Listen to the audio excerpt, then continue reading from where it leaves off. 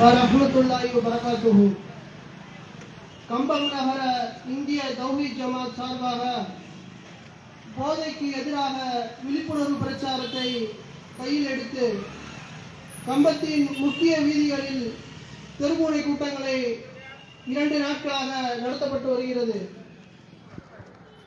பல்வேறு நோட்டீஸ் விநியோகமும் செய்யப்பட்டு வருகிறது. இந்த போதைக்கு எதிராக அதன் ஒரு பகுதியாக இங்கே நடக்க இருக்கின்ற இந்த தெருமுனை கூட்டத்தில் மதரசத்து சாலிஹீன் அரபிக் கல்லூரியின் முதல்வர் அசரத்தின் பிர்தௌசி அவர்கள் உங்கள் முன் சிறப்புரையாற்றுவார்கள்.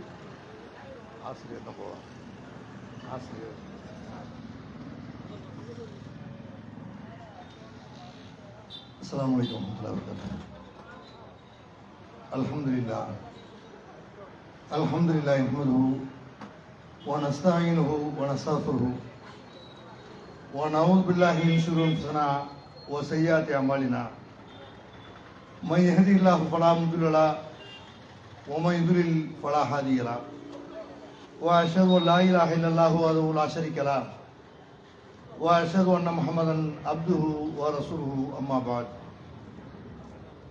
அன்பிற்குரிய சகோதரர்களே, பெரியோர்களே, இந்திய தௌஹீத் ஜமாத் கம்பம் நகர கிளை சார்பாக போதை ஒழிப்பு பிரச்சாரம் இன்றைய தினமும் நாளைய தினமும் நடைபெற இருக்கிறது, நடைபெற்றுக் கொண்டு இருக்கிறது.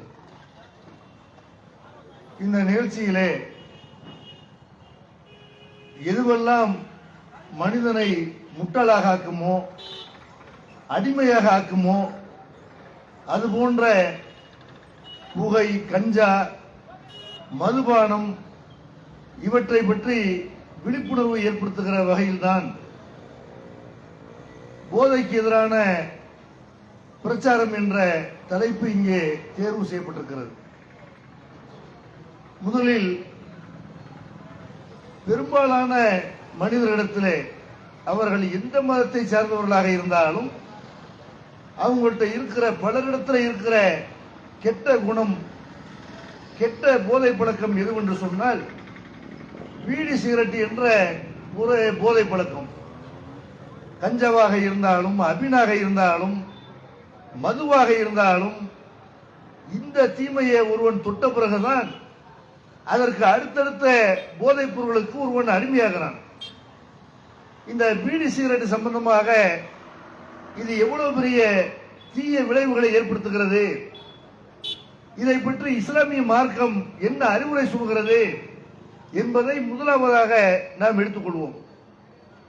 இந்த பீடி சிகரெட் குடிக்கிற பழக்கம் இருக்கிறது, இது ஒரு மாறுபட்ட தீமை. ஏனென்றால் சில தீமைகளை தடுப்பதற்கு அரசாங்கத்திலே சட்டங்கள் இருக்கிறது. திருடினால் இந்த வழக்கில் அவங்க குற்றவாளியாக கருதப்படுவார்கள், கைது செய்யப்படுவார்கள். விபச்சார வழக்கிலே கைதானால் அதற்கு இந்த தண்டனை இருக்கிறது என்றெல்லாம் சில தீமைகளை அது தீமை என்று விளங்கி அதற்கு தண்டனையும் இருக்கிறது. ஆனால் பீடி சிகரெட்டை பொறுத்த வரைக்கும் பீடி சிகரெட் குடிக்கிற ஆளுகளுக்கு எந்த விதமான தண்டனையும் கிடையாது. எந்த நாட்டு சட்டப்படியும் இந்த நாட்டு சட்டத்தை அவர் மீறிட்டாரு, ஒரு சமூக தீமையில ஈடுபட்டுட்டாரு என்று சொல்ல முடியாது, சொல்ல மாட்டார்கள். அதனால இந்த தீமையை நாம் தான் ஒழித்தாக வேண்டும். இத காவல்துறையோ, உளவுத்துறையோ, அரசாங்கமோ இந்த மாதிரி மது, பீடி சிகரெட், கஞ்சா போன்ற பழக்கங்களை எல்லாம் இதையெல்லாம் அதை செய்யக்கூடியவர்களை பற்றி ஏதாவது கம்ப்ளைண்ட் வந்தால், இதனால ஏதாவது தகராறு வந்தால், ஒரு கொலை நடந்தால், ஒரு கலவரம் நடந்தால் அப்பொழுதுதான் இதை குற்றமாக பார்ப்பார்களே தவிர அது வரைக்கும் ஒருத்தர் பீடி சிகரெட் குடிக்கலாம், தண்ணி அடிக்கலாம், கஞ்சா அடிக்கலாம், அதெல்லாம் அவனுடைய தனிப்பட்ட விருப்பமாக பார்க்கப்படுகிறது. அதே நேரத்தில் இது தீமை என்று எல்லாரும் விளங்கியிருக்கிறாங்களா இல்லையா? எல்லாரும் விளங்கியிருக்கிறார்கள். அரசாங்கம் இதை தீமை என்று விளங்காம இல்லை. இந்த பீடி சிகரெட்டுடைய அட்டையில, சிகரெட் அட்டையிலேயே அதை பற்றி விளம்பரம் பண்ணுகிறார்கள். இஸ் இன்ஜூரியஸ் டு ஹெல்த், இது உடல் நலத்துக்கு கேடு விளைவிக்கும், இதை குடிக்க கூடாது என்று சீரட் அட்டையில அரசாங்கம் போட்டுத்தான் இதை விற்பதற்கு அனுமதி அளிக்கிறது. சினிமா படங்கள் டிவியில ஒளிபரப்பப்படுமையானால் அதுல கதாநாயக சீரட் குடிக்கிற மாதிரி காட்சியில வருவார். அவர் சீரட் குடிக்கிறதுக்கு தடை கிடையாது. சீரட் குடிக்கிற மாதிரி காட்சியை எடுப்பதற்கு இந்த நாட்டில் தடை கிடையாது. அந்த காட்சி வரும் பொழுது இது சீரட் குடிக்க கூடாது. ஒவ்வொரு சினிமாவை ஆரம்பிக்கிறதுக்கு முன்னாடியே விளம்பரம் கொடுக்கிறார்கள். பீடி குடிக்கிறனால சீரட் குடிக்கிறனால இதெல்லாம் கேடு விளைவிக்கிறது என்று அதை பற்றி விழிப்புணர்வு ஒரு ஒரு ஆடு போடுகிறார்களே தவிர அந்த படம் முழுக்க கதாநாயக சீரட்டோட இருப்பாரு, கஞ்சி அடிச்சுக்கிட்டு இருப்பாரு. அதனால அந்த படத்துக்கு எந்த விதமான தடையும் இருக்காது. முதல்ல போடுற விளம்பரம் மனசுல நிக்குமா, 3 மணி நேரம் படம் மனசுல நிக்குமா? 3 மணி நேரமும் இந்த சீரட் குடிக்கிற ஒரு ஸ்டைலு, அது ஒரு கலாச்சாரம், அது ஆணும் குடிக்கலாம் பெண்ணும் குடிக்கலாம் என்று அப்படி நம்மளை மன ரீதியாகவே நம்மளை பக்குவப்படுத்தி இந்த தீமைக்கு அடிமையாக்கி விட்டு இதை தப்புன்னு நாங்க தான் அட்டப்படத்தில் போடுறோமே என்று போலித்தனமாக இதை தடுப்பதை நம்ம பார்க்கணும். அதே மாதிரி கல்லூரி வளாகங்கள்ல, பள்ளிக்கூடம் கல்லூரி வளாகங்கள்ல அங்க இருக்கிற கேண்டீன் இருக்கும்ல, அங்க பீடி சிகரெட் விற்க கூடாது என்று அரசாங்கம் தடை செய்கிறது. அப்ப அரசாங்கம் இதை தீமை என்று விளங்கி இருக்கிறான்னு கேட்டா கண்டிப்பா விளங்கி இருக்கிறது. ஒரு நேரத்தில் பொது இடங்கள்ல பீடி சிகரெட் குடிக்க கூடாது அப்படின்னா சும்மா ஒரு பேருக்கு ஒரு சட்டம் போட்டார்கள். அந்த சட்டம் எல்லாம் காணாமல் போய்விட்டது. எந்த டீ கடையில போய் நின்றாலும் சரி, ஒரு எந்த இடத்துல போய் ஒரு மளிகை கடை பக்கத்தில் நின்றாலும் சரி, ஹோட்டல்ல போய் நின்றாலும் சரி, எங்கே இருந்தாலும் இந்த பீடி சிகரெட் என்ற வழக்கத்திற்கு அவர்கள் அடிமையாவதோட மற்றவர்களும் இதை நுகர வேண்டிய ஒரு நிர்பந்த நிலைமைக்கு பலரை ஆளாக்குவதை நம்ம பார்க்கிறோம். அதே மாதிரி சில நாடுகள் என்ன பண்ணுது, 20 வயதுக்கு உட்பட்டவர்கள் பீடி சிகரெட் வாங்கக்கூடாது என்றெல்லாம் தடை வைத்திருக்கிறார்கள். அப்ப இதை தீமை என்று விளங்கி இருக்கிறார்கள் கேட்டா எல்லாரும் இதை தீமை விளங்கி இருக்கிறார்கள். ஆனால் தடுக்க மாட்டார்கள். தீமை தெரியுமே தவிர அரசாங்கத்துக்கு தெரியும், அதை தயாரிப்பவர்களுக்கு தெரியும், அதை குடிப்பவர்களுக்கு தெரியும், எல்லாருக்கும் தீமை தெரிந்தாலும் இதை தடுக்க மாட்டார்கள். இஸ்லாமிய மார்க்கத்தை பொறுத்த வரைக்கும் இதை எப்படி பார்க்கிறது? இஸ்லாமிய மார்க்கத்தில் போதை தருகிற மனிதனுக்கு கேடு விளைவிக்கிற எதுவாக இருந்தாலும் அது ஹராம் என்று இஸ்லாம் சொல்கிறது. ஹராம் என்ன? இறைவனால் தடுக்கப்பட்டது. இறைவன் மனிதன் உண்பதற்கென்று பல பொருள்களை படைத்திருக்கிறான். அதுக்கெல்லாம் எந்த விதமான லிமிட்டும் கிடையாது. எதையெல்லாம் சாப்பிடலாம், அதுக்கெல்லாம் லிமிட் இருக்குதா? அதுக்கெல்லாம் எந்த லிமிட்டும் கிடையாது. காய்கறிகளை சாப்பிடலாம், பழங்களை சாப்பிடலாம், இறைச்சியை சாப்பிடலாம், கடல்ல உள்ள எல்லாத்தையும் சாப்பிடலாம். மனிதன் இதுதான் சாப்பிட வேண்டும் என்று அதை ஒரு வரையறைக்குள்ள இஸ்லாம் கொண்டு வரல. ஆனால் சில பொருள்களை சாப்பிடக்கூடாது என்று சில குறிப்பிட்ட பொருள்களை இஸ்லாம் தடை செய்கிறது. பன்றி இறைச்சி அப்படி தடை செய்கிறது. ரத்தத்தை மனிதன் சாப்பிடக்கூடாது என்று அப்படி தடை செய்கிறது. இறந்து போன ஆடு மாடுகளை கோழியை அறுத்து சாப்பிடக்கூடாது, நம்ம தான் அறுத்து ரத்தத்தை ஓட்டி இயற்கையான முறையில நம்ம அதை சாகடித்து நம்ம சாப்பிடணுமே தவிர அதை செத்த பிறகு அதை அறுத்து சாப்பிடக்கூடாது. அதனுடைய உடல் முழுக்க ரத்தம் உறைஞ்சு போயிருக்கும், அதனுடைய உடல் இருக்கிற கிருமிகள் தங்கி போயிருக்கும், அதை சாப்பிடக்கூடாது என்று இஸ்லாம் சொல்கிறது. பூஜை செய்த பொருள்களை சாப்பிடக்கூடாது என்று இஸ்லாம் சொல்கிறது. அதுல இப்ப இஸ்லாம் தடை செய்த இந்த பொருள்களை தான் ஹராம் என்று இஸ்லாம் குறிப்பிடுகிறது. ஒருத்தன் பன்றி இறைச்சியை சாப்பிட்டா இப்படி ஹராமோ, ரத்தத்தை சாப்பிட்டால் இப்படி ஹராமோ, அந்த மாதிரி தனக்கு கேடு விளைவிப்பதை போதை தருகிற ஒரு பொருளை ஒருவன் சாப்பிடுவானே ஆனால் அது ஹராம். மதுபானம் குடிப்பது ஹராம், பீடி சிகரெட் குடிப்பது அந்த வகையில தான். நபிகள் நாயகம் ஸல்லல்லாஹு அலைஹி வஸல்லம் சொல்லி காட்டுகிறார்கள், குல்லு முஸ்கிரின் ஒரு முஃப்திரின் ஹராம், போதை தருகிற மனிதனுக்கு கேடு விளைவிக்கிற அனைத்தும் ஹராம் என்று நபிகள் நாயகம் ஸல்லல்லாஹு அலைஹி வஸல்லம் அவர்கள் போதை தருகிற கேடு தருகிற எல்லாமே ஹராம் என்று சொல்லும் பொழுது ஒரு உண்மையான முஸ்லிம் பன்றி இறைச்சி சாப்பிடக்கூடாது என்பதை விளங்கி வைத்திருக்கிற முஸ்லிம் பீடி சிகரெட்டு சாப்பிட மாட்டான், பீடி சிகரெட்டுக்கு அடிமையாக மாட்டான், பீடி சிகரெட்டை தொட்டு கூட பார்க்க மாட்டான். ஆனால் என்ன இன்னைக்கு நடக்கிறது? இது பீடி சிகரெட்டை பொறுத்த வரைக்கும் மார்க்க அறிஞர்களே இது ஹராம் என்ற அளவுக்கு மக்கள்கிட்ட விழிப்புணர்வு ஏற்படுத்தாம அது மக்ரூஹு, பீடி சிகரெட்டு முஸ்லிம்கள் குடிக்கிற நன்மை ஏன் இருக்குதுன்னு கேட்டா சில தபலிக்கெல்லாம் கூட போவார்கள், சில பேர் ஆலிம்களாக கூட இருப்பார்கள். ஆனால் இந்த பழக்கம் ஒரு சில பேர்கிட்ட ரொம்ப ரேராக இந்த பழக்கம் இருக்கும். தொழக்கூடியவர்கள்ட்ட கண்டிப்பா இந்த பழக்கம் இருக்காது, இருக்கக்கூடாது. ஆனாலும் சில பள்ளிவாசல்களை பார்த்தீங்கன்னா பீடி சிகரெட்டோட வரக்கூடியதை சுருட்டோடு வரக்கூடியதை எல்லாம் பார்க்கணும். காரணம் என்ன? இது ஹராம் கிடையாது, இது மக்ரூஹ். என்ன நபிகள் நாயகம் காலத்தில் அப்படி பீடி சிகரெட் ஒண்ணு இருக்கல, அதனால இது வந்து மக்ரூஹ் என்ற வகையில் வெறுக்கத்தக்கது என்ற வகையில் தான் இதை சொல்ல வேண்டும் என்று உலமாக்கள் இதை சிறிய பாவமாக மக்கள்கிட்ட சொன்ன காரணத்தினாலதான் பீடி சிகரெட் குடிப்பது சுருட்டு குடிப்பது என்பதெல்லாம் முஸ்லிம்கள்ட்டையும் இதை தொற்றிக் கொண்டிருக்கிறது. முஸ்லிம்கள்ட்ட இது அழியாம இருக்கிறதுக்கு என்ன காரணம் கேட்டா பீடி சிகரெட் குடிக்கிற முஸ்லிம்கள்ட்ட இது பெரிய அளவுக்கு பாவம் இல்லை. ஆனா நபிகள் நாயகம் ஸல்லல்லாஹு அலைஹி வஸல்லம் என்ன சொல்றாங்க, குல்லு முஸ்கிரின் வ முஃப்திரின் ஹராம், போதை தருகிற மனிதனுக்கு கேடு தருகிற எல்லாமே ஹராம். அது பீடியா இருக்கலாம், சிகரெட் அடிக்கலாம், கஞ்சாவா இருக்கலாம், ஹெராயினா இருக்கலாம், அபினா இருக்கலாம், என்ன பேரை வேணாலும் சொல்லிக்கிறங்க, மனித சமுதாயத்துக்கு கேடு விளைவிக்குதா அது ஹராம் என்று நபிகள் நாயகம் ஸல்லல்லாஹு அலைஹி வஸல்லம் சொல்லி காட்டுகிறார்கள். அப்ப பீடி சிகரெட்ல கேடு இருக்கிறதா இல்லையா? நிறைய கேடு இருக்கிறது. சரி, நன்மை ஏதாவது இருக்குதா? ஒரு நன்மை இல்லை. மதுபானம் அருந்துறதுல கூட சில மருத்துவர்கள் என்ன செய்யறாங்கன்னா சில விஷயத்துக்கு மதுபானத்தை அருந்த சொல்கிறார்கள். மதுபானத்துல கூட அதுல நன்மை இருக்குது, தீமை இருக்குது, தீமை அதிகமா இருக்குது, அந்த தீமையிலிருந்து விலகி கொள்ளுங்கள் என்று குர்ஆன் கூட சொல்கிறது. அதே நேரத்தில் இந்த பீடி சிகரெட் இருக்குதுல, இதுல நன்மைன்னு ஒண்ணுமே கிடையவே கிடையாது. பீடி சிகரெட்னால பசி போகுமா? பீடி சிகரெட்னால தாகம் போகுமா? பீடி சிகரெட்னால ஏதாவது ஒரு நோய் நொடி நீங்குமா? ஒரு நன்மையும் கிடையாது. பீடி சிகரெட்டை குடிக்கக்கூடியவர்கள்ட்ட நீங்க கேட்டு பார்க்கலாம், பீடி சிகரெட் குடிக்கிறதுனால உங்களுக்கு என்ன நன்மை, உங்களுக்கு என்ன லாபம்? ஒன்றும் கிடையாது. பீடி சிகரெட் குடிக்கிறதுனால நன்மை என்று யாராவது விஞ்ஞானி சொல்லியிருக்கிறார்களா? யாராவது மருத்துவர்கள் சொல்லியிருக்கிறாங்களா? பீடி சிகரெட் குடிக்கிறதுனால மனிதனுக்கு சுறுசுறுப்பு ஏற்படுகிறது, மனிதனுக்கு பசி போகிறது, தாகம் போகிறது என்று ஏதாவது சொல்லியிருக்கிறார்களா? பீடி சிகரெட் என்பது ஏராளமான தீமைகளுக்கு காரணமா இருக்கிறது. எந்த அளவுக்குள்ள பீடி சிகரெட் சொல்கிறார்கள், ஒரு போர் வந்து பல போர்கள் ஏற்படுத்தாத விளைவுகளை பீடி சிகரெட் ஏற்படுத்துகிறது. எந்த போர்களும் இயற்கை பேரழிவுகளும் ஏற்படுத்தாத தீமைகளை பாதிப்புகளை இந்த பீடி சிகரெட் புகைப்பது இது ஏற்படுத்துகிறது என்று விஞ்ஞான உலகம் சொல்கிறது. புகைப்பிடிக்கக்கூடிய இந்த புகையிலையை பயன்படுத்தக்கூடிய 50% மக்களை அது குன்று குவிக்கிறது. மெல்ல மெல்ல மெல்ல கொள்ளும் புகைங்கிறாங்கல்ல, இந்த புகை வந்து குடிக்கும் போது ஒண்ணு தெரியாது, அது கொஞ்சம் கொஞ்சமாக மனிதனை சாகடிக்கிறது என்று உலக சுகாதார மையம் என்ன செய்து அறிக்கை வெளியிடுகிறது.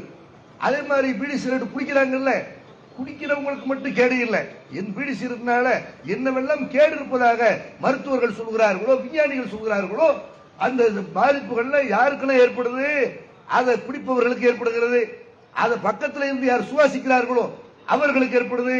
வீட்டில் மனைவி சுவாசித்தால் அந்த வாடையை நுகர்ந்தால் அவளுக்கு ஏற்படுகிறது, பிள்ளைக்கு அந்த பாதிப்பு ஏற்படுகிறது என்று அதை சுவாசிப்பவர்களுக்கு கூட அதனால் பாதிப்புகளை பீடி சிகரெட் குடிக்கிறவனுக்கு ஏற்படுற மாதிரியான பாதிப்பு ஏற்படுகிறது என்று விஞ்ஞானிகள் சொல்கிறார்கள். என்றால் ஒரு முஸ்லிம், உண்மையான முஸ்லிம் இதை எப்படி பார்க்கணும்? பள்ளிவாசலுக்கு முஸ்லிம்கள் வருகிறார்கள், வரும் பொழுது எப்படி வரணும்னு மார்க்க சொல்லுது, நீங்கள் வீட்டில் வந்து பச்சை வெங்காயம் சாப்பிட்டீர்களே ஆனால், பச்சை பூண்டு சாப்பிட்டிருப்பீர்களே ஆனால், பள்ளிவாசலுக்கு வரும்போது அந்த துர்வாடை போக்கி விட்டு வர வேண்டும். நீங்க பச்சை வெங்காயம் சாப்பிட்டு விட்டு அப்படியே பள்ளிவாசல் வரக்கூடாது. ஏன்? வெங்காயத்தை சாப்பிட்டு நீங்க ஒரு ஆள்கிட்ட பேசி பாருங்க, பயங்கரமான துர்வாடையா இருக்கும், பக்கத்துல நிக்க முடியாது. நீங்க பள்ளிவாசலுக்கு வந்து எல்லாரும் தோலோட தோல் வெட்டி துழுகணும், பக்கத்துல நிக்கணும். நீங்க வாய் திறந்து சில அரபி வார்த்தைகளை குர்ஆனுடைய வசனங்களை ஓதணும். அப்படி வாய் திறக்கும் பொழுது அது அடுத்தவர்களுக்கு பக்கத்தில் நிக்க முடியுமா? தொல்லை தர்மம் இல்லையா? எதை மனிதர்கள் வெறுக்கிறார்களோ அதை மாணவர்கள் வெறுக்கிறார்கள் என்று நபிகள் நாயகம் ஸல்லல்லாஹு அலைஹி வஸல்லம் பச்சை வெங்காயம் சாப்பிட்டு விட்டு பள்ளிவாசல் வராதீங்க, உங்கள் வாயினால் ஏற்படக்கூடிய துர்வாடையை கூட ஒரு மனிதனை வெறுப்படைய வைக்கக்கூடாது, ஒரு மனிதனுக்கு துன்பத்தை ஏற்படுத்தக்கூடாது என்று இஸ்லாம் சொல்லி இருக்கும் பொழுது பீடி சிகரெட் குடிக்கிறதுனால துன்பம் ஏற்படாதா? மற்றவர்கள் அருவருப்படைய மாட்டாங்களா? சிறுவர்கள் சிறுமிகள் பாதிக்கப்பட மாட்டார்களா? வயசானவர்கள் அதனால பாதிக்கப்பட மாட்டார்களா? அப்ப எவ்வளவு பேர் வெறுத்தாலும் சுயநலத்தோட ஒருத்தர் என்ன செய்யறாங்க, நான் குடிப்பேன், நீ வேணா என்னை விட்டு தூரப்போ, நான் வந்து என்ன செய்வேன், டீ கடையில் 2 குடிப்பேன், ஹோட்டல் 2 குடிப்பேன், பஸ்ல உட்கார்ந்து கூட சில பேர் என்ன செய்யறான், பஸ்ல அந்த அந்த வாடை வந்து குடிக்காதவர்களுக்கு தான் அது எவ்வளவு பெரிய மோசமான வாடைன்னு தெரியும், குடிக்கிறவனுக்கு தெரியாது. அதை யார் நுகர்றானோ அவனுக்கு என்ன செய்யும், இது எவ்வளவு மோசமான வாடைன்னு தெரியும். அப்ப எல்லாரும் வெறுக்கிற உடனே சுயநலத்தோட ஒருத்தன் குடிக்கிறான்னா இஸ்லாமிய சமுதாயத்தில் இருக்கிற ஒரு முஸ்லிமில் எப்படி பார்க்கணும்?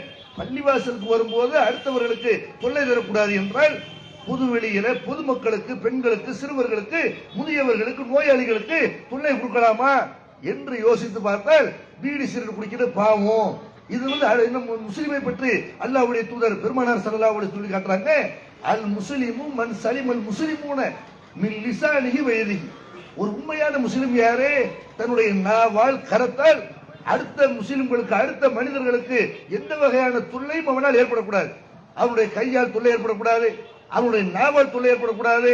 மற்றவர்கள் அவனுடைய நாவின் தொல்லையிலிருந்து, கையின் தொல்லையிலிருந்து பாதுகாப்பு பெறுவார்கள் என்றால் அவர்தான் உண்மையான முஸ்லிம் என்று நபிகள் நாயகம் ஸல்லல்லாஹு அலைஹி வஸல்லம் சொல்லி இருக்கும் பொழுது எப்படி பீடி சிகரெட் குடித்து அடுத்த ஆளுக்கு தொல்லையை ஏற்படுத்துறது? அந்த மாதிரி இந்த பீடி சிகரெட் குடிக்கிறதுனால என்னவெல்லாம் ஏற்படும் விஞ்ஞானிகள் சொல்கிறார்கள். இதனால காச நோய் ஏற்படும் அப்படிங்கிறாங்க, இதனால புற்றுநோய் ஏற்படுது என்று விஞ்ஞானிகள் உறுதிப்படுத்திருக்கிறார்கள். ரத்தத்தில் உள்ள சிவப்பு அணுக்கள் இதனால் அழிந்து போய்விடுகிறது, குறைந்து கொண்டே வருகிறது என்றெல்லாம் விஞ்ஞானிகள், ஆராய்ச்சியாளர்கள் இதனால் வரக்கூடிய கேடுகளை எல்லாம் விளக்குகிறார்கள். ஆண்மை குறைவு ஏற்படும், எதிர்ப்பு சக்தி இல்லாத சந்ததிகள் யாரு பீடி சிகரெட் குடிக்கிறார்களோ அவங்களுக்கு பிறக்கிற பிள்ளைகள் இருக்கிறாங்கல்ல, அவங்கள்ட்ட எதிர்ப்பு சக்தி இருக்காது. ஈஸியா ஒரு நோய் அவங்களை தொற்றுவிடும், ஈஸியாக ஒரு நோய் அவங்களுடைய உடலை ஏற்றுக்கொள்ளும்.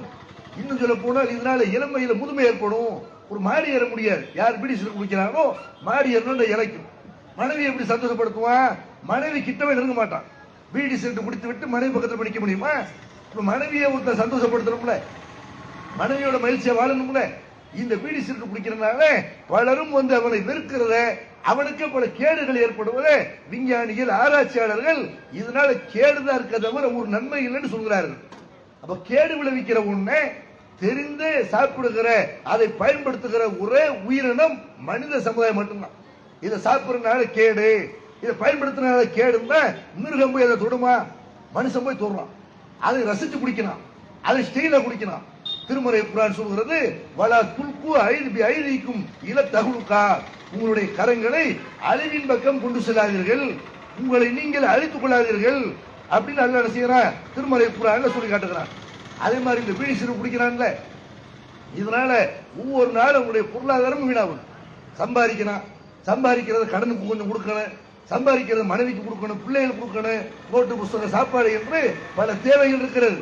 இது பணக்காரங்க மட்டும் குடிக்கிற விஷயம் இல்ல, எல்லாரும் ஏழை, ரொம்ப அடிமட்டத்தில் உள்ளவனு சாப்பாட்டுக்கு வழியிலனாலும் பீடி சிகரெட் வாங்கி குடிக்கிறான். உண்டாக்கிட்ட காசை வாங்கிட்டு என்ன செய்யறான்? பீடி சிகரெட் குடிக்கிறான். பீடி சிகரெட் வாங்குறதுக்காக வேண்டியெல்லாம் போய் பிச்சை எடுக்கிறதெல்லாம் பார்க்கணும். அப்ப அந்த மாதிரி அடுத்தவர்கிட்ட ஒட்டு பீடி வாங்கி குடிக்கிறார்கள் இருக்கிறார்கள். இஸ்லாம் என்ன சொல்றது? குழு அஷ்ரபு வல துஸ்ரிஃபு இன்னஹு லா யுஹிப்புல் முஸ்ரிஃபீன். நீங்கள் உண்ணுங்கள், சாப்பிடுறது பிரச்சனை இல்லை, 1000 ரூபாய்க்கு கூட சாப்பிடு, நீ எவ்வளவு ட்ரெஸ் வேணாலும் உடுத்திக்க, எவ்வளவு அழகான ட்ரெஸ் வேணாலும், காஸ்ட்லியான ட்ரெஸ் வேணாலும் உடுத்திக்க, உண்டு கழித்துக்கொள், உடுத்தி கிழித்துக்கொள், வீண் வரையம் பண்ணாத. வீண் வரையம் செய்யக்கூடியவர்களே அல்லாஹ் நேசிக்க மாட்டான். அப்ப நீங்க வாங்கி குடிக்கிற இந்த பீடி சிகரெட்னால நன்மை இருக்கிற, ஏதாவது நன்மை இருக்குதா? காசை கரியாக்குறதானே, ஒரு பட்டாசு வெடிக்க, நம்ம பட்டாசு வெடித்து அதை கொளுத்துற மாதிரி தானே. அப்ப இந்த பீடி சிகரெட் குடிக்கிறதுனால பொருளாதாரத்தை நம்ம வீண் வரையம் பண்ணுகிறோம் என்றால் நம்மளை அல்லாஹ் நேசிப்பானா? இன்னல் முபதரின கானு இஹ்வான ஷயாத்தீன், வீண் வரையம் செய்யக்கூடியவர்கள் ஷைத்தானுடைய சகோதரர்கள் என்றும் திருமறை குர்ஆன்ல அல்லாஹ் செய்யறான்.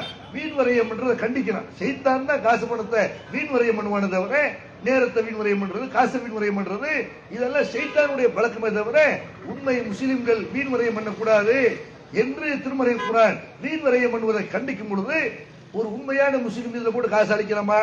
ஒரு நாளைக்கு குடிக்கிற இந்த சீரட்டுடைய காசு எவ்வளவுன்னு பாருங்க. மாசத்துல எவ்வளவு வருது, வருஷத்துல எவ்வளவு வருது? எத்தனை பேர் சாப்பாட்டு வழி இல்லாம இருக்கலாம், ஒரு போர்வைக்கு வழி இல்லாம இருக்கலாம். அந்த பீடி சிகரெட் குடிக்கிற ஆளுக்கு, பசியோட இருக்கிற ஆளுக்கு ஒரு 10 ரூபா கொடுப்பாங்களா? போர்வை இல்லாம கிடக்குறாங்களே, தெருவில் கிடக்குறாங்களே, அவங்களுக்கு இந்த பீடி சிகரெட் நம்ம குடிக்கிற பாருங்க. இதை கணக்கு பண்ணி எவ்வளவு நம்ம இதுக்கான செலவு பண்றோம் அப்படிங்கிற கணக்கு பண்ணா கூட ஒரு போர்வை வாங்கி கொடுத்துடலாம்.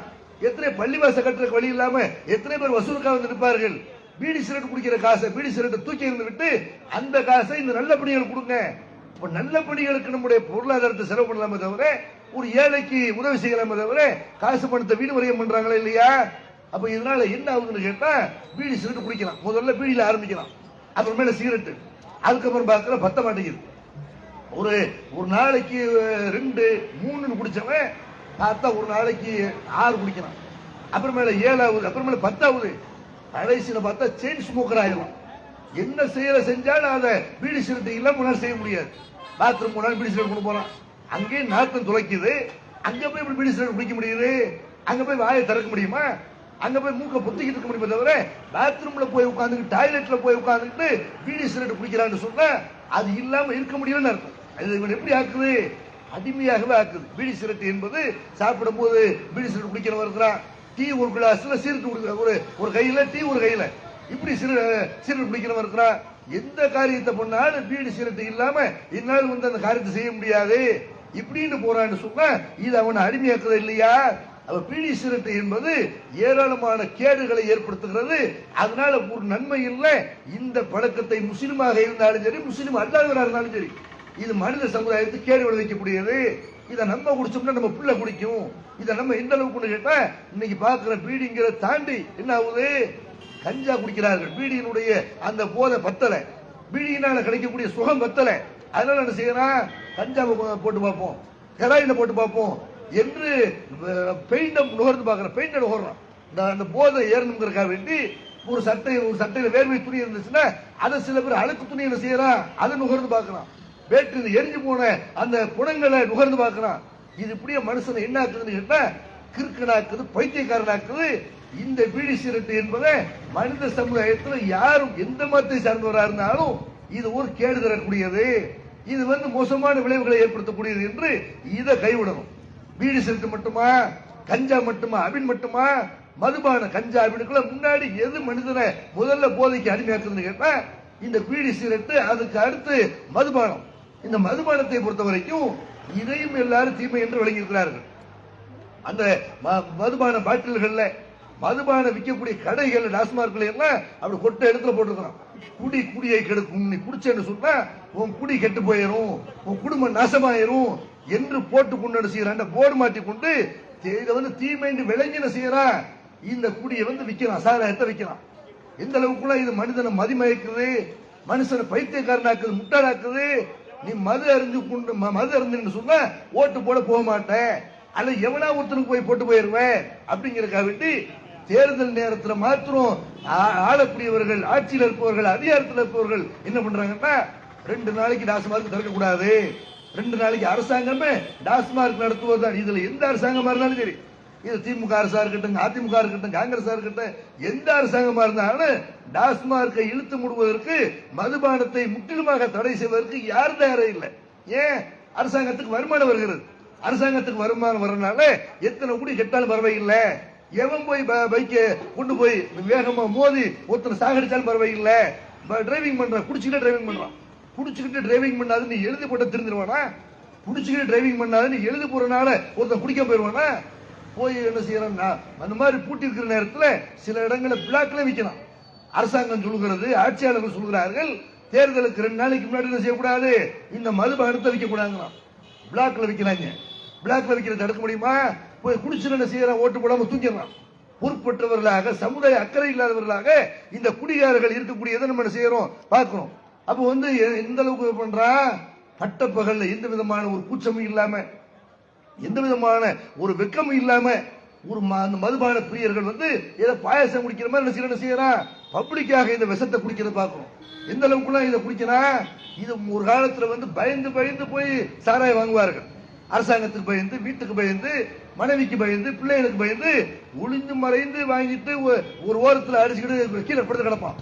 இன்னைக்கு என்ன, எல்லா இடங்கள்ல இந்த அரசாங்கமே என்ன செய்யுது, மதுபானத்தை தடுத்துதான்.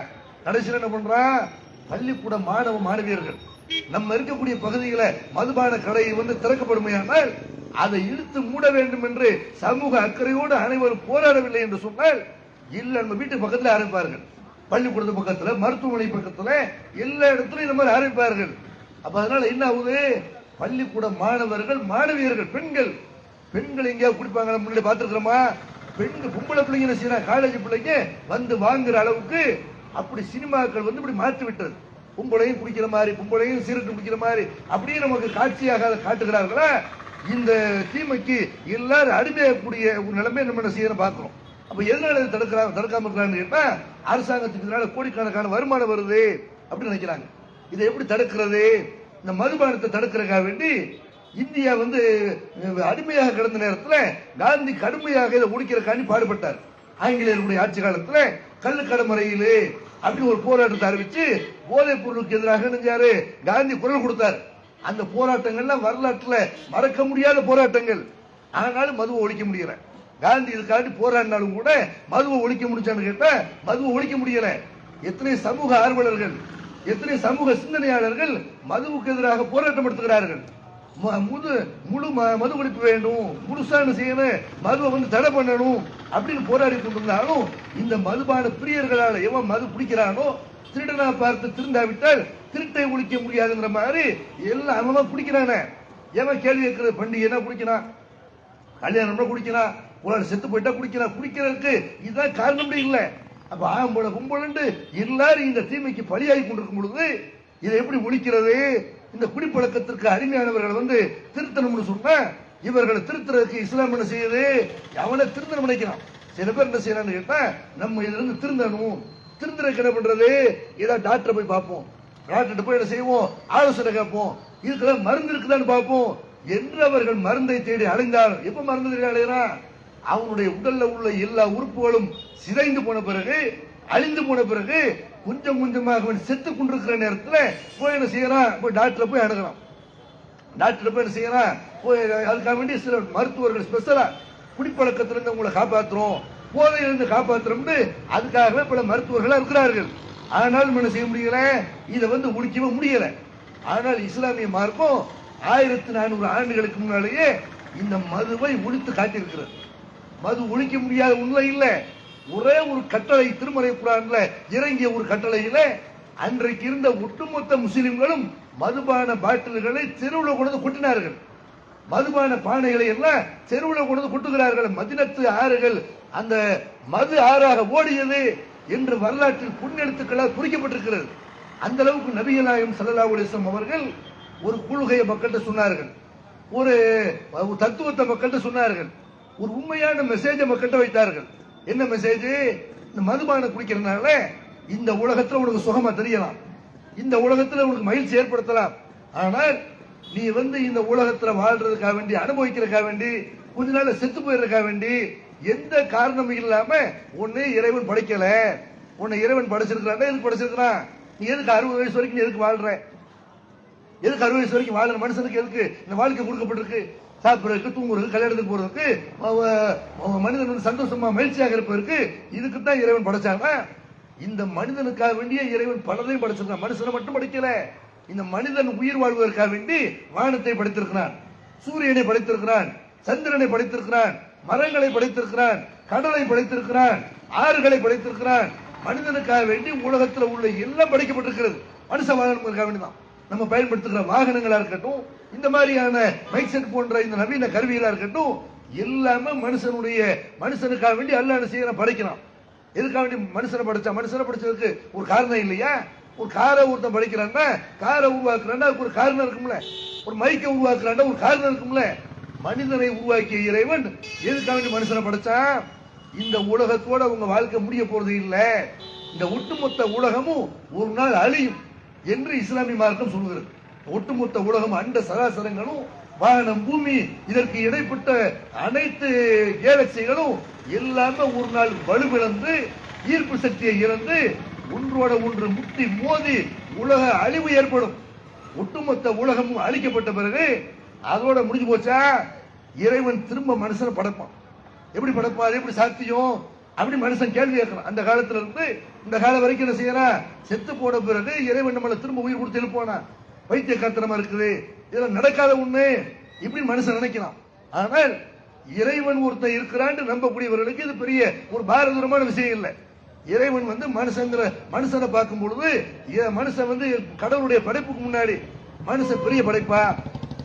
வானத்தை கடவுள் படைச்சிருக்கிறான், இவ்வளவு பெரிய பூமியை படைச்சிருக்கிறான், இந்த அண்ட சராசரங்களை படைச்சிருக்கிறான், பெரிய பெரிய மலைகளை படைச்சிருக்கிறான். மனிதனை விட பிரம்மாண்டமான எத்தனை பொருள்களை படைத்திருக்கிற இறைவனால நான் செத்து போன பிறகு என்ன எப்படி கடவுள் உயிர் கொடுப்பாரு? நான் எப்படி திரும்ப வருவேன் இப்படி நினைக்கிறான்.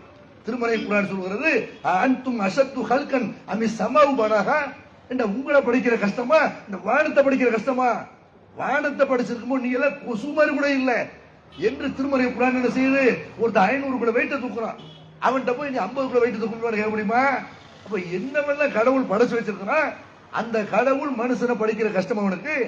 ஒருத்தர் மைக்கை உண்டாக்கினான், ஒரு செல்போனை உண்டாக்கினான், செல்போன் உடஞ்சு போச்சு, செல்போன் வித்து போச்சு. இன்னொரு இதே மாதிரி அவனுக்கு பல செல்போன்களை உருவாக்க முடியுமா? முடியாதா? பல மைக்கை உருவாக்க முடியுமா? முடியாதா? கம்ப்யூட்டர் வந்து என்ன செஞ்சா ஒருத்தர் உருவாக்கி உடைச்சு ஒண்ணுமில்லா போயிருச்சு. அதை திரும்ப அதை எவன் கண்டுபிடிச்சானோ எவன் அதை செஞ்சானோ திரும்ப அவனால் அதை செய்ய முடியுமா முடியாதா? அப்போ உன்னை படைச்சது இறைவன். நீ வந்து ஒரு 40 வயசுக்காரனா இருக்கிறியா, 20 வயசுக்காரனா இருக்கிறியா, இன்னும் தண்ணி அடிச்சா செத்து போற பரவாயில்லை, அதனால இன்னும் நஷ்டம் ஏற்கறியா? நீ செத்து போன பிறகு உன்னை முதல்ல 20 வருஷத்துக்கு முன்னாடி ஒண்ணுமில்லாம இருந்த நீ அல்லாஹ்வால் படைக்கப்பட்டே இல்லையா? இறைவன் உன்னை படைச்சானே இல்லையா? அதே மாதிரி நீ ஒண்ணுமில்லாமல் போன பிறகு மக்கி மண்ணோட மண்ணா போன பிறகு திரும்ப உன்னை இறைவன் எழுப்புவான். அப்படி எழுப்பக்கூடிய அந்த நாள் தான் மறுமை நாள் என்று இஸ்லாம் சொல்கிறது. இந்த உலகம் அழிக்கப்பட்ட பிறகு மனிதர்களை மட்டும் இறைவன் திரும்ப உயிர் கொடுத்து எழுப்புவான். அப்படி உயிர் கொடுத்து எழுப்புற அந்த நாளையில இந்த மாதிரி குடிகாரர்கள் இருக்கிறாங்கல்ல, இந்த போதை பழக்கத்துக்கு அடிமையானவர்கள் இருக்கிறாங்கல்ல, இவர்கள்லாம் இறைவன் வந்து சொர்க்கத்தை படைத்திருக்கிறான். நல்ல மனிதர்களுக்காக வேண்டி இந்த உலகத்தை ஒரு தேர்வு கூடமாக இறைவன் படைத்திருக்கிறான். நீ செத்து போன உலகத்துல வாழக்கூடிய காலத்துல நல்லவனை வாழ்றியா கெட்டவனை வாழ்றியா அதுக்கு அப்படின்னு என்ன செய்யறான்ல, ஒரு சோதனை கூடமாக இந்த உலகத்தை இறைவன் படைத்திருக்கிறான். எவன்லாம் நல்லவனை வாழ்றானோ அவனுக்கெல்லாம் சொர்க்கம் படைக்கப்பட்டிருக்கிறது. எவன்லாம் கெட்டவனா இருக்கிறானோ அவனுக்கெல்லாம் சொர்க்கத்தை நீ வந்து அடைய முடியாது. இறைவன் மறு உலகத்தை வந்து எப்படி வச்சிருக்கிறான், இந்த உலகத்துல ஒருவன் எப்படி வாழ்ந்தானோ அதுக்குரிய பரிசு கொடுக்கக்கூடிய இடமா வச்சிருக்கிறான். நல்லவர்களாக இருந்தா சொர்க்கம், கெட்டவர்களாக இருந்தால் நரகம் வச்சிருக்கிறான். அப்ப சொர்க்கத்துக்கு சில பேர் போக மாட்டார்கள் என்று நபிகள் நாயகம் ஸல்லல்லாஹு அலைஹி வஸல்லம் சொல்லி காட்டுறாங்க. லா யதுகுலுல் ஜன்னத்தை, இவர்கள் எல்லாம் சொர்க்கத்திற்கு செல்ல முடியாது அப்படிங்கிறாங்க. யாரு சொல்றாங்க? முதுமினு ஹம்ரின், எவன் தொடர்ந்து மதுபானம் அருந்து கொண்டிருக்கிறானோ, தொடர்ச்சியாக மதுபானம் அருந்துற நிலைமையில் அப்படியே மூத்தாயிடலாம், திருந்தவே இல்லை கடைசி வரைக்கும், இவர்கள் சொர்க்கத்திற்கு போக முடியாது.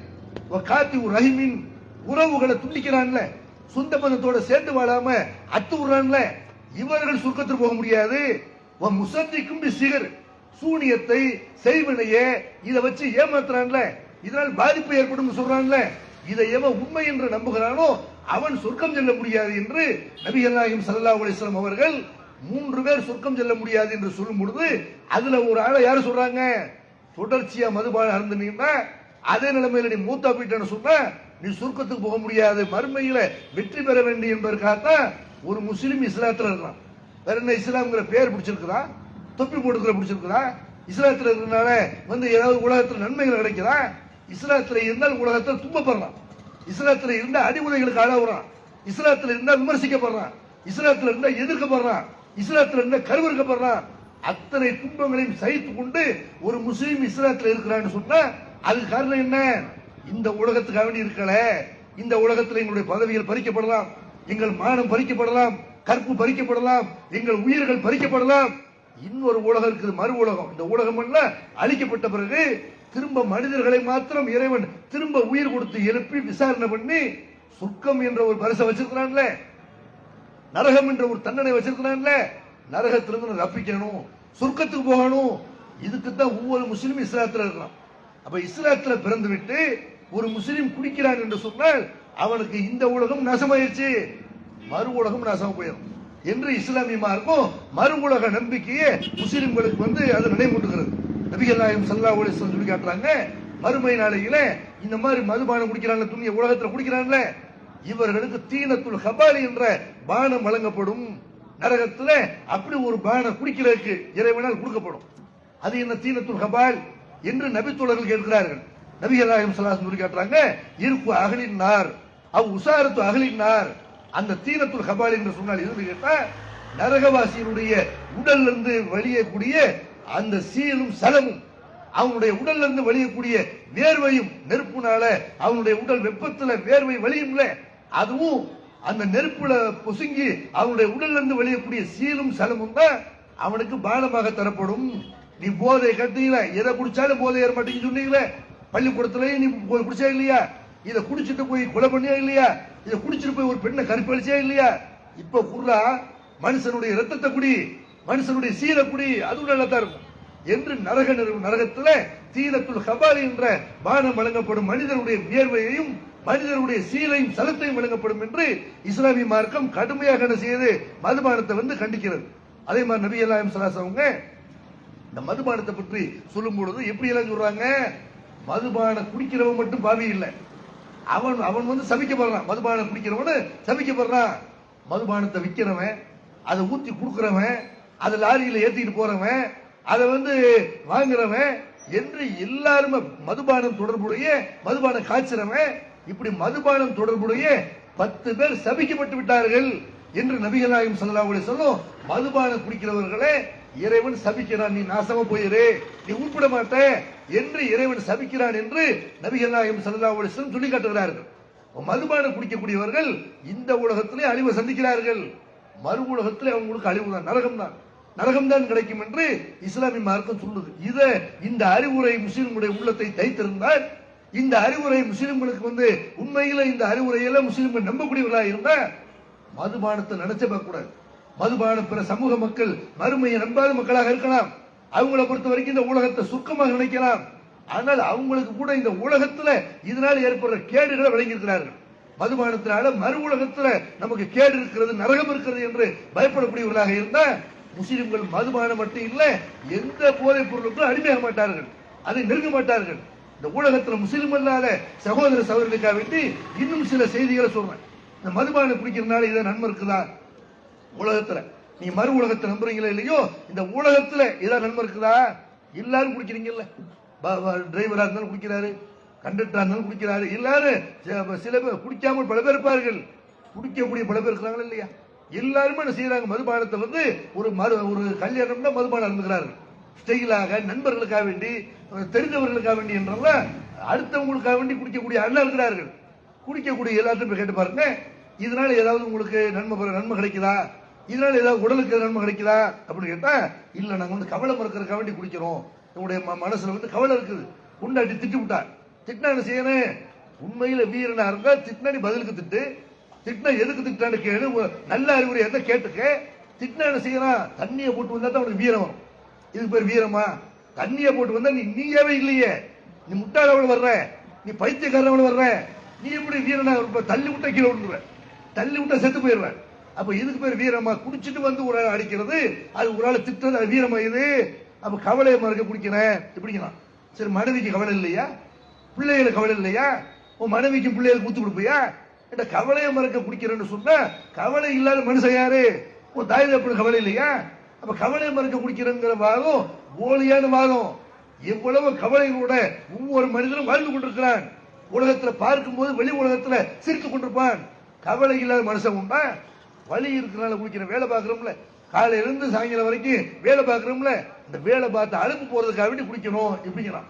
அப்ப பொண்டாடிக்கு கூட காலையில இருந்து ராத்திரி வரைக்கும் எப்பவுமே வேலை பார்த்துட்டே இருக்கிறாள். புரி துவைக்கிறா, சமைக்கிறா, வீடு கூட்டுறா, வீடை கழுவி விடுறா, உன் பிள்ளைய கவனிச்சுக்கிறா, அதுகளை பள்ளிக்கூடத்துக்கு அனுப்புறா. ஞாயிற்றுக்கிழமை கூட விடுமுறை எடுக்காத ஜீவன் உன் பொண்டாட்டி குடிக்க சொல்லு. அவன் வேலை பார்க்கலையா? அவனுக்கு வழி இல்லையா உடம்புல? ஆடு மாடுகளை குத்தி கொடுப்பியா?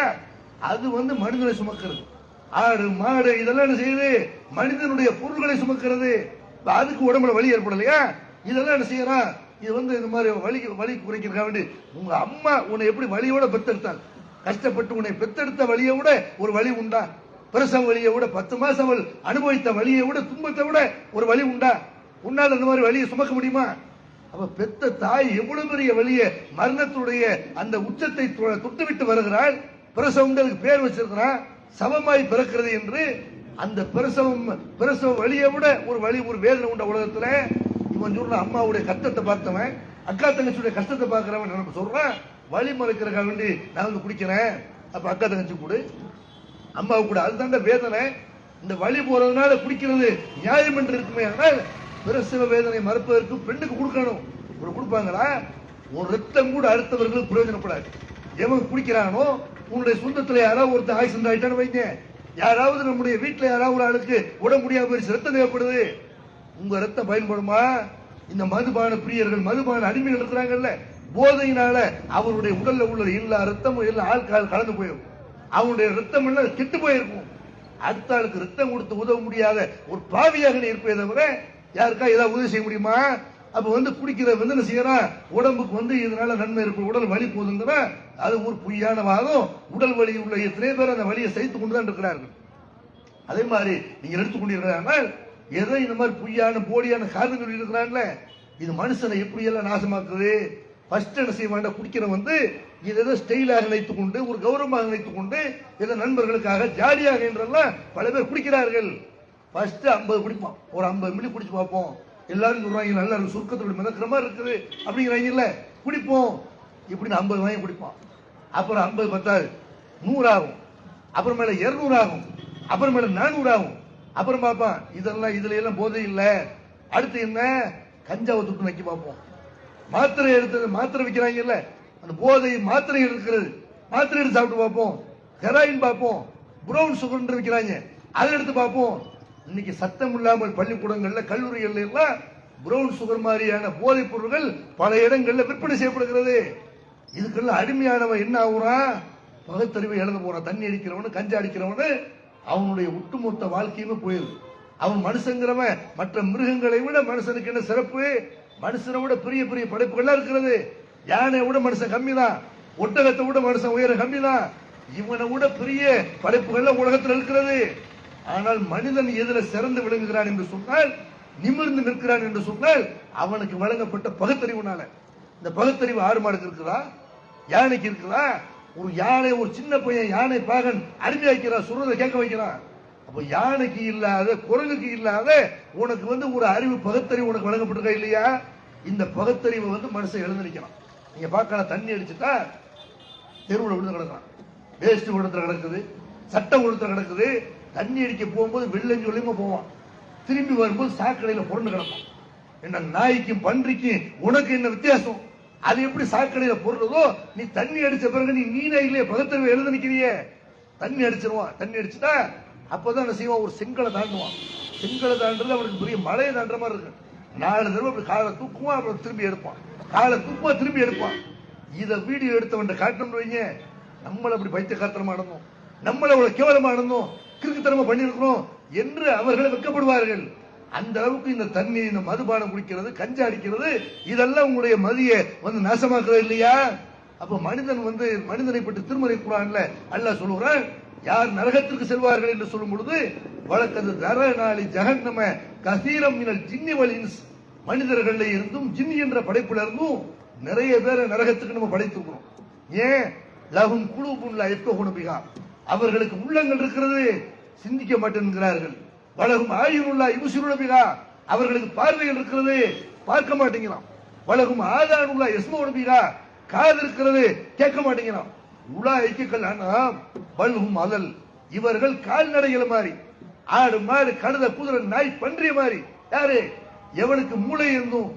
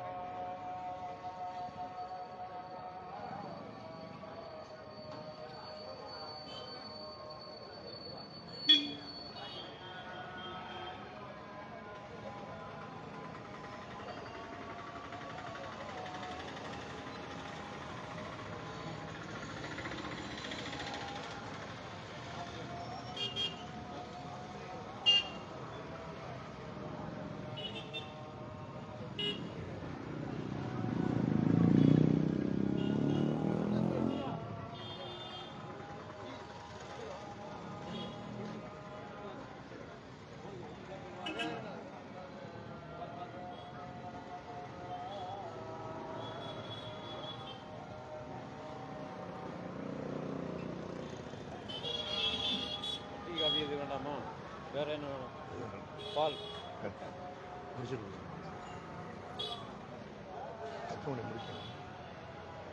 முடிக்கணும். ஆசை எத்தனை மணி முடிக்கணும்? 8 மணி 7 கேட்டு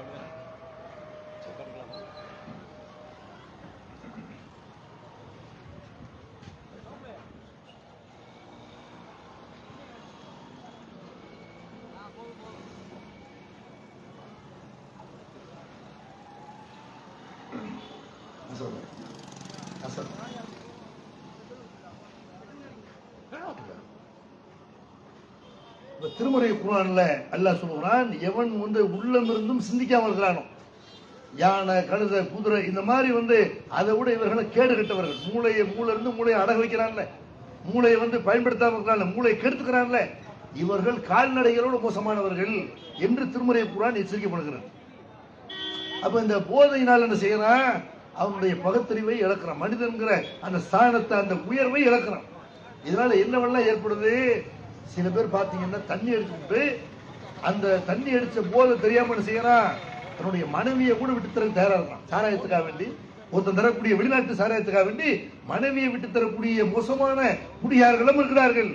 சில பேர் போதையில் இருப்பான், அவன் சொத்தை எடுத்து வாங்கிடலாமுங்க, அவனுக்கு தெரியாது. போதையில் இருக்கிற நேரத்தில் இந்த கையெழுத்து போடு அப்படின்னு என்ன செய்யறான், அவனுடைய சொத்தை எத்தனை பேர் எழுதி வாங்கிட்டு போயிடலாம். அப்ப உன்னுடைய மூளையை மழுங்க செய்யக்கூடிய இந்த மதுபானத்தை, கஞ்சாவை, அபினை, ஹெராயினை இதை நினைச்சு பார்க்கலாமா? சாராயம் குடிக்கிறதுக்காக என்ன செய்யறான், வீட்டுல உள்ள புண்டாட்டி தாடியை கொண்டு போய் அடகு வச்சு தாடி எடுத்துட்டு போய் வித்து அப்படி குடிக்கிறவன்லாம் இருக்கான். குடிப்பழக்கம் இவனை எப்படி ஆக்குறதுன்னு கேட்டா, குடிக்கலன்னா செத்து போயிடுவேன், குடிக்கலன்னா கைகால ஆடி போயிடுறேன், குடிக்கலன்னா எனக்கு உடம்பு முடியாம போயிடுறேன், இப்படின்னு குடிக்கணுங்கிற, கஞ்சா அடிக்கணும், பீடி குடிக்கணும், சீரல் குடிக்கணுங்கிற இந்த போதை பழக்கத்துக்கு அடிமையாக்கூடியவர்கள் நீங்க பாத்தீங்கன்னா பெத்த பிள்ளைய கூட அடமானம் வைக்க தயாரா இருப்பான்.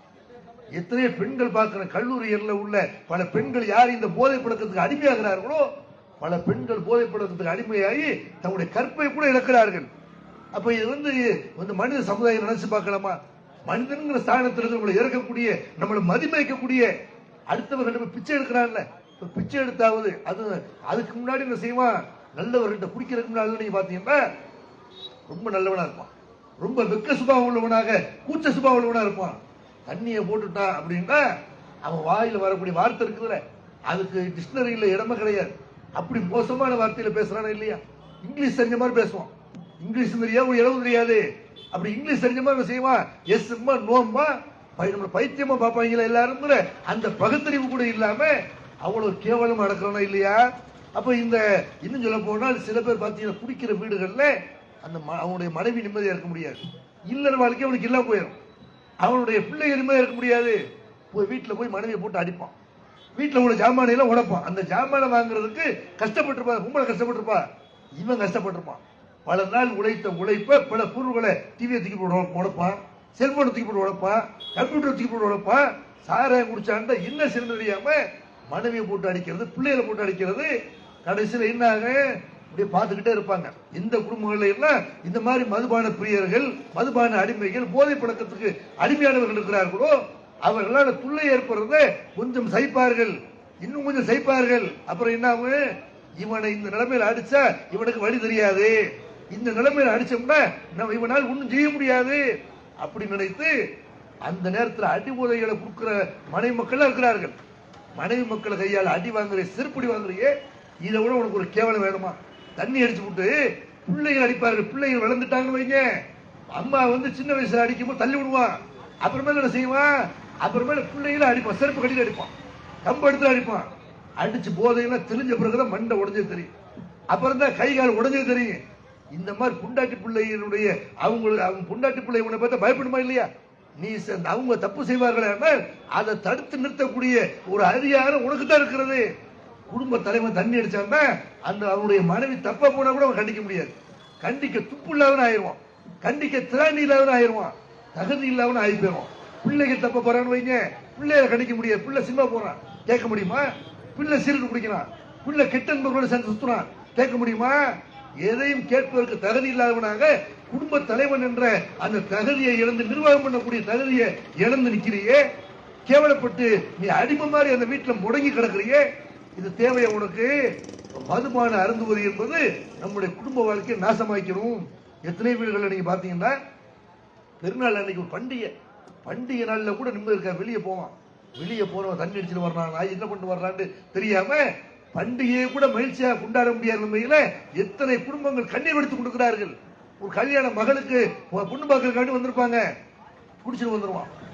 பொண்ணு பார்த்து போவாங்களா? அந்த பொண்ணுக்கு மாப்பிள்ளை கிடைக்குமா? குடியாரம், அத்தா குடியாரவள் இருக்கிறாரு, அப்பங்கார குடியாரவள் இருக்கிறான். உலகார வீட்டுல பொண்ணு எடுக்கலாமே தவிர குடியார வீட்டுல பொண்ணு எடுக்கக்கூடாது. என்று உன்னுடைய பொண்ணுக்கு மாப்பிள்ளை கிடைப்பதற்கு அது தாமதமாவதற்கு நீ காரணமா இருக்க இல்லையா? உன் பையனுக்கு பொண்ணு கிடைப்பதற்கு தாமதமாவதற்கு நீ காரணமா இருக்க இல்லையா? அப்ப உன்னுடைய குடும்பம் நாசமாகுவதை கண் முன்னாடி பார்த்து ரசிக்கிறேன்னு சொன்ன இப்படிப்பட்ட ஒரு மதுபானம் தேவையா? இந்த கஞ்சா தேவையா? இந்த போதை பழக்கங்கள் இது தேவையா என்பதை சிந்திச்சு பார்க்கணும். அதே மாதிரி திருமறை குர்ஆன் சொல்கிறது சும்மல துசால் உன்ன யௌமைதின் அனின் நயீம், மறுமை நாளையில உங்களுக்கு வழங்கப்பட்ட அருட்கொடைகளை பற்றி நீங்கள் விசாரிக்கப்படுவீர்கள். திருமறை குர்ஆன் சொல்றது மனுஷனுக்கு அல்லாஹ் உடல் உறுப்புகளை கொடுத்துருக்கான்ல, ஹார்ட்டை கொடுத்துருக்கான், ஈரலை கொடுத்துருக்கான், அது எப்படி இயங்குகிறது என்பதே மிகப்பெரிய ஒரு ஆச்சரியம். அப்ப மனிதனுக்கு உள்ள எத்தனை உடல் உறுப்புகள் இருக்குது, இதெல்லாம் குடிக்கிறதுனால, கஞ்சா அடிக்கிறதுனால, போதை பழக்கத்துக்கு அடிமையாகிறதுனால கொஞ்சம் கொஞ்சமாக அப்படி அழிகிறது. எல்லாம் ஈரல் அழிந்து போகிறது, கல்லீரல் நாசமாகிறது, கிட்னி பாதிக்கப்படுகிறது. அப்ப இதை பத்தி மறுமையில இறைவன் கேட்பான இல்லையா? என்ன உனக்கு ஆரோக்கியத்தை கொடுத்தேன், உடல் உறுப்புகளை கொடுத்தேன், இந்த உடல் உறுப்புகளை நீ சிதைச்சியா இல்லையா, அழிச்சே இல்லையா என்று மறுமை நாளையில இதை பற்றி எல்லாம் விசாரிக்கப்படும் என்று திருமறை குர்ஆன் சொல்லுது. அதே மாதிரி திருமறை குர்ஆன் சொல்கிறது யா அய்யுஹல்லதீன ஆமனூ, ஈமான் கொண்டவர்களே, இன்னமல் ஹம்ரு வல் மைசிரு வல் அன்சாபு வல் அஸ்லாமு ரிஜ்சும் மின் அமலி ஷைத்தான் ஃபஜ்தனிபூஹு லஅல்லக்கும் துஃப்லிஹூன். ஈமான் கொண்டவர்களே, மதுபானம் அருந்துறது, சூதாடுறது, சூதாட்டம் ஒரு வகையான போதை தான். சூதாட்டம் கூட மதுபானம் மாதிரி ஒரு தீமை தான். இந்த சூதாட்டத்தில் எத்தனை பேர் படித்தவர்கள், பட்டதாரிகள், அதிகாரத்தில் இருப்பவர்கள் ரம்மி சூதாட்டம் செய்யறான், இன்டர்நெட்ல உட்கார்ந்து சூதாடுறான். சூதாடி பார்த்தா சின்ன பிள்ளைங்க போனை கையில கொடுத்தா காசு அழிச்சு போடுறான், கேம் விளையாண்டு சூதாடி காசு அழிச்சு போடுறான். 7,000 8,000 எவ்வளவு பணம் பேங்க்ல இருக்கோ எல்லாம் காண போயிருது. பார்த்தா பிள்ளைங்க கையில போன் வந்து செய்யுது, போன்ல விளையாடுறான். அந்த மாதிரி காசுக்கு கேம் விளையாடுறான், காசை அழிச்சு போடுறாங்க. எத்தனை படித்தவர்கள், பட்டதாரிகள், அதிகாரிகள் இந்த மாதிரி ரம்மி சூதாட்டத்தில் ஈடுபட்டு அதுக்குன்னு விளம்பரம் பண்றதுக்கு சில நாதாரிகள் வருகிறது. சினிமா நடிகர்கள், கூத்தாடிகள், எவன் குடும்பம் கெட்டா என்ன, எவன் பொருளாதாரத்தை இழந்தா என்ன, எவன் தெருவில் என்ன என்று அவர்கள் கொடுக்கிற அந்த விளம்பரத்துக்கு வாங்குகிற காசுக்காக வேண்டி, பிச்சை காசுக்காக வேண்டி விளம்பரம் அடித்து கொடுக்கிறார்கள். இந்த ஆட்டத்தை விளையாடுங்க, விளையாண்டா உங்களுக்கு இவ்வளவு கிடைக்கும் இப்படின்னு ஆசை வார்த்தை காட்டின உடனே சரத்குமார் வந்துட்டாரு, கமலஹாசன் வந்துட்டாரு. கமலஹாசன் வந்தாருன்னு தெரியல, எவன்லாம் நடிகன் இந்த மாதிரியான சூதாட்டத்துக்கு எவன்லாம் இப்படி விளம்பரம் பண்ணுகிறானோ இவர்கள்லாம் உங்களுக்கு முன்னோடிகளா, இவர்கள்லாம் முன்மாதிரியா?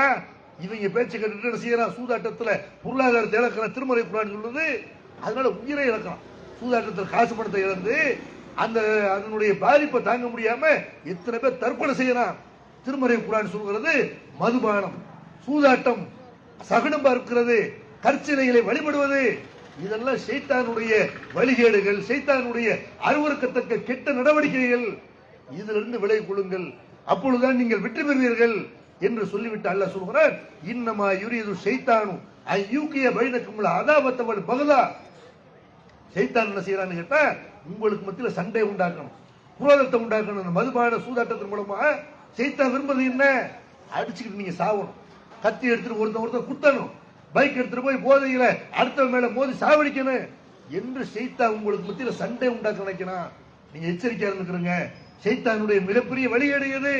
இந்த போதை, சூதாட்டம் என்று திருமறை குர்ஆன். இதிலிருந்து விலை கொள்ளுங்கள். துழுக முடியல உங்களால, அல்லாஹ்வை நினைவு கூற முடியாது, படைத்த இறைவனை மறந்துவிட்டு நீங்கள் இந்த போதைக்கு அடிமையாக கிடப்பீர்களே ஆனால் இதை விட என்ன நஷ்டம் இருக்கிறது, இதிலிருந்து விலை கொள்ள மாட்டீர்களா என்று திருமறை குர்ஆன் என்ன செய்து முஸ்லிம்களுக்கு அறிவுறுத்துகிறது. அப்ப இந்த அறிவுரையை அனைத்து சமூக மக்களும் கடைபிடிக்க வேண்டும். மதுபானம் என்பது நம்மளை அழிச்சு நாசமாக்கக்கூடியது, ஒட்டுமொத்த சமூகத்தையுமே இது பாதிக்கக்கூடியது, நம்முடைய பகுத்தறிவை இது அழித்து விடக்கூடியது. அது மட்டும் இல்லாம இது ஏதோ வெறும் அறிவுரை சொன்ன மட்டும் பத்தாது. அறிவுரை சொல்ற மூலமா மதுவினுடைய கேடுகளை விளக்குவதன் மூலமாக மாத்திரம் போதை பொருள்களை அழித்து விட முடியாது. போதைப் பொருள்களை அரசாங்கம் கண்டுபிடித்தாங்க, என்ன செய்யறாங்க? கஞ்சா விற்கக்கூடியவர்களை எல்லாம் கைது பண்ணுகிறார்கள், கஞ்சாவை அள்ளுகிறார்கள், கொண்டு போய் செய்யறாங்க, தூக்கி போடுறாங்க. ஆனால் இதை இந்த விற்கிறதுக்கு தடை பண்ணுமா இல்லையா? மதுபானத்தை அரசாங்கமா நடத்தும் பொழுது அப்ப எப்படி மதுபானத்தை ஒழிக்க முடியும்? மதுபானத்தை விற்பதற்கு நபி ஸல்லல்லாஹு அலைஹி வஸல்லம் தடை கொடுக்கிறார்கள். இஸ்லாமிய அரசாங்கத்துல மதுபானம் விற்க கூடாது, மதுபான விற்பவர்கள் முஸ்லிம்களாக இருக்க முடியாது. அதே மாதிரி மதுபானம் அருந்தினால் இஸ்லாமிய மார்க்கம் என்ன செய்யுது? கடுமையான தண்டனை சொல்கிறது.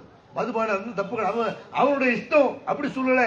எவன் மதுபானம் அருந்துகிறானோ இஸ்லாமிய குற்றவியல் சட்டத்தில் என்ன தண்டனை கேட்டா அவனை சவுக்கால் அடிக்கணும். 2வது குடிக்கிறானா திரும்ப சவுக்கால் அடிக்கணும், 3வது குடிக்கிறானா அப்போ சவுக்கால் அடிக்கணும். நாலாவது தடவை குடித்தால் அவனை கொன்று விடுங்கள் என்று இஸ்லாமிய அரசாங்கத்துக்கு ஒரு கவர்மெண்ட்டுக்கு இஸ்லாம் சொல்லுது.